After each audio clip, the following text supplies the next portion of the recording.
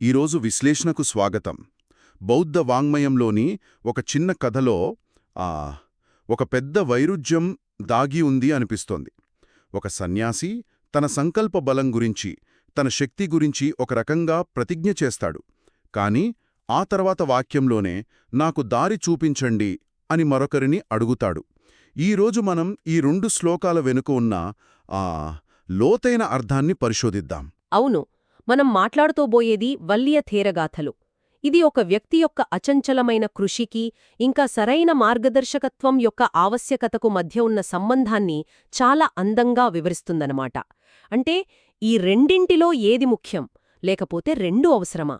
ఈ చర్చలో అదే మనం తెలుసుకోబోతున్నాం. సరే, అయితే కథలోకి ఇంకాస్త లోతుగా వెళ్దాం. అసలు ఈ వల్లియా ఎవరు? ఆయన నేపథ్యమేమిటి? ఇంత తీవ్రమైన సంకల్పాన్ని ప్రకటించే స్థాయికి ఆయన ఎలా వచ్చాడు? వల్లియ కథ ఈ ఒక్క జన్మతో మొదలవ్వలేదు. మూలాల ప్రకారం చూస్తే పూర్వం సుమేధ బుద్ధుని కాలంలో ఆయనొక బ్రాహ్మణుడు గంగానది ఒడ్డున ఒక ఆశ్రమం కట్టుకుని జీవించేవాడు. ఒకసారి బుద్ధుడు అక్కడికి వచ్చినప్పుడు ఆయనకు జింక చర్మంతో చేసిన ఆసనం వేసి పువ్వులతో గౌరవించాడు. ఓహ్, అంటే అప్పట్నుంచే ఒక ఆధ్యాత్మిక నేపథ్యం ఉంది. అవును, ఆ చిన్న పుణ్యకార్యమే ఆయనకు అనేక జన్మలపాటు మంచి సుఖాన్నిచ్చింది. చివరకు గౌతమ బుద్ధుని కాలంలో కణ్ణమిత అనే పేరుతో ఒక మంచి ధనిక బ్రాహ్మణ కుటుంబంలో జన్మించాడన్మాట. అయితే మరి సన్యాసం వైపు ఎలా ఆకర్షితుడయ్యాడు? ఇంకా ఈ వల్లియా అనే పేరు, దాని అర్థం తీగ అని విన్నాను. ఆ పేరెలా వచ్చింది? అవును, దాని అర్థం తీగ అని. ఆయన యుక్త వయస్సులో వైశాలిలో బుద్ధుని బోధనలకు బాగా ప్రభావితుడయ్యాడు. దాంతో సర్వస్వం వదిలేసి మహాకాచ్యాన థేరుని దగ్గర సన్యాసం స్వీకరించాడు. ఆయన సాధన చాలా తీవ్రంగా ఉండేది. ముఖ్యంగా ఒక వల్లియా అనే తీగ చెట్టు కింద కూర్చొని గంటల తరబడి ధ్యానం చేసేవాడు. ఓ, అందుకే ఆ పేరొచ్చిందా? కరెక్ట్.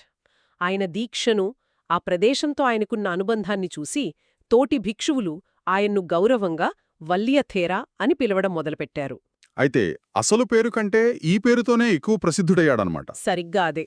అంటే ఆయన కేవలం మాటల మనిషి కాదు, చేతల మనిషి అని అర్థమవుతుంది. సరే, ఇప్పుడు ఆయన చెప్పిన ఆ మొదటి శక్తివంతమైన శ్లోకానికొద్దాం.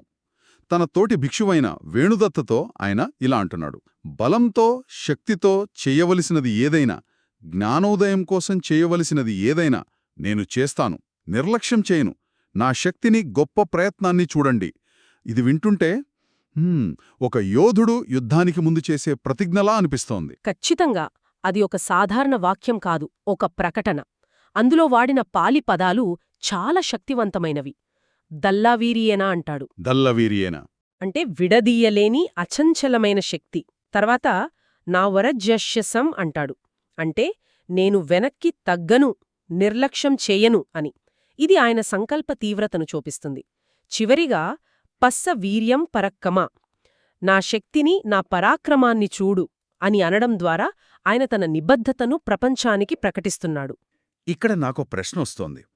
సాధారణంగా ఇలాంటి ప్రతిజ్ఞలు చాలా వ్యక్తిగతంగా మనసులోనే చేసుకుంటాం కదా. కాని వల్లియా దీన్ని వేణుదత్త అనే ఇంకో వ్యక్తి ముందెందుకు ప్రకటించాలి? తనలో తాననుకుంటే సరిపోయేది కదా. ఇది చాలా ఆసక్తికరమైన అంశం. ఇక్కడే వల్లియ తెలివి మనకు కనిపిస్తుంది.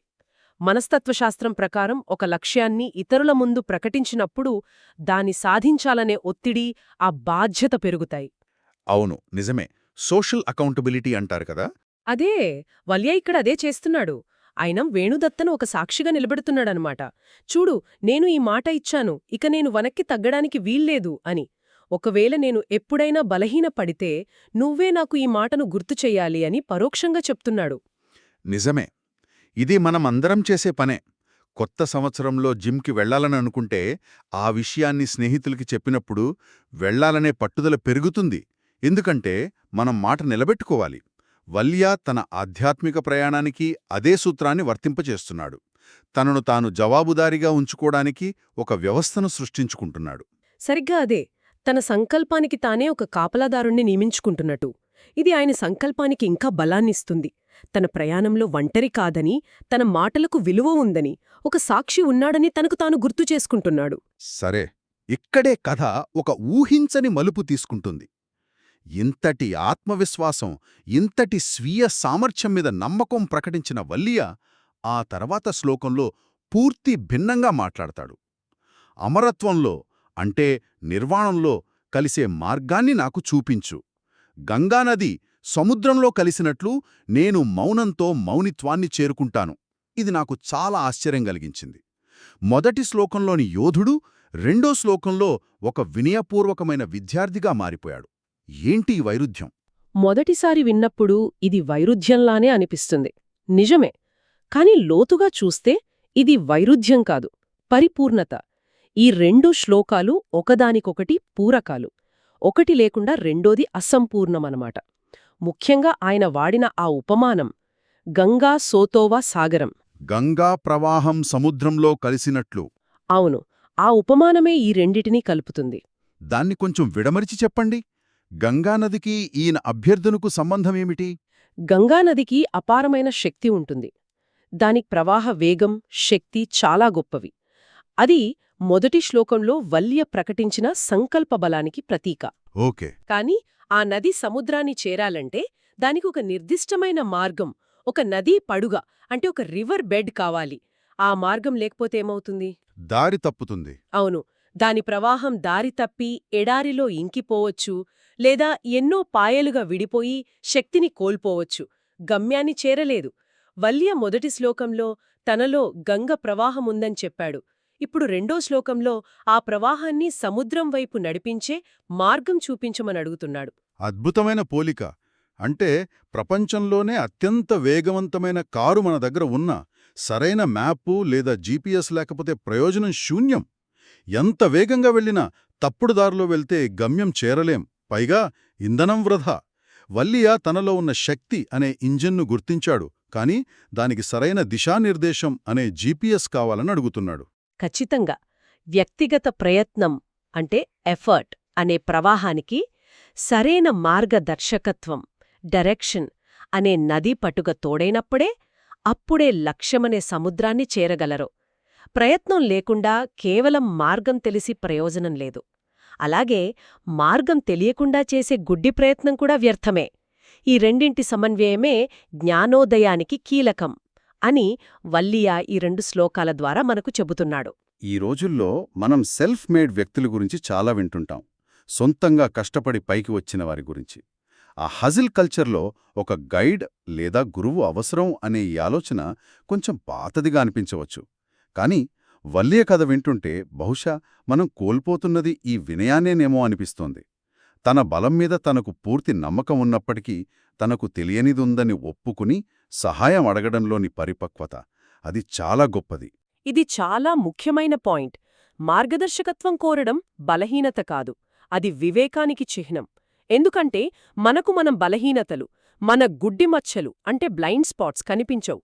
ఒక అనుభవజ్ఞుడైన గురువు లేదా మార్గదర్శి మనల్ని బయటి నుండి చూసి మనమెక్కడ పొరపాటు చేస్తున్నామో, మన శక్తిని ఎక్కడ వృథా చేస్తున్నామో చెప్పగలరు.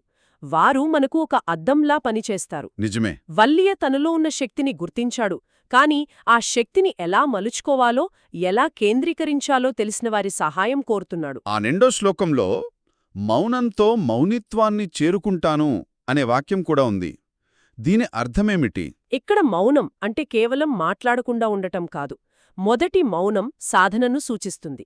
అంతర్గత శాంతి, ఇంద్రియ నిగ్రహం, మనస్సును నిశ్చలం చేయడం లాంటివి. ఈ సాధన అనే మౌనం ద్వారా అంతిమ మౌనమైన నిర్వాణం లేదా జ్ఞానాన్ని చేరుకుంటానని చెబుతున్నాడు. ఓ!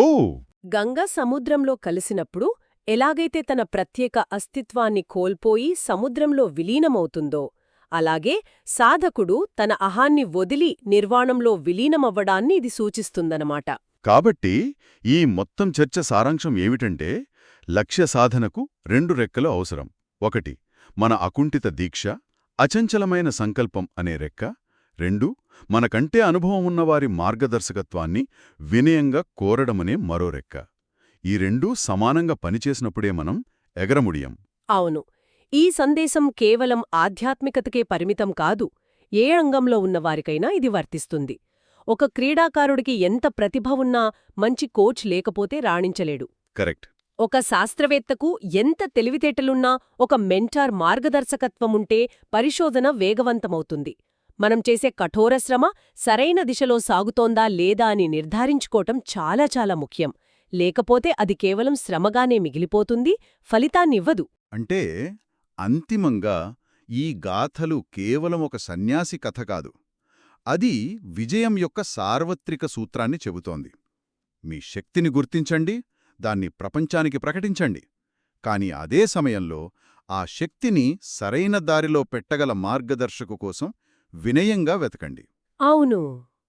నది సముద్రంలో కలవడమనేది అంతిమ విలీనానికి ప్రతీక. ఆ విలీనానికి సాధించడానికి ప్రవాహవేగం, సరైన మార్గం రెండూ అవసరం. వల్లియ మనకు నేర్పుతున్న పాఠమదే. ఈ గాథల నుండి మనం ముందుకు వెళుతూ ఆలోచించాల్సిన ఒక విషయం ఉంది. మన జీవితంలో మనమొక గంగానదిలా ప్రవహిస్తున్నామా? మనలో అపారమైన శక్తి, ఏదో సాధించాలనే తపన ఉన్నాయా?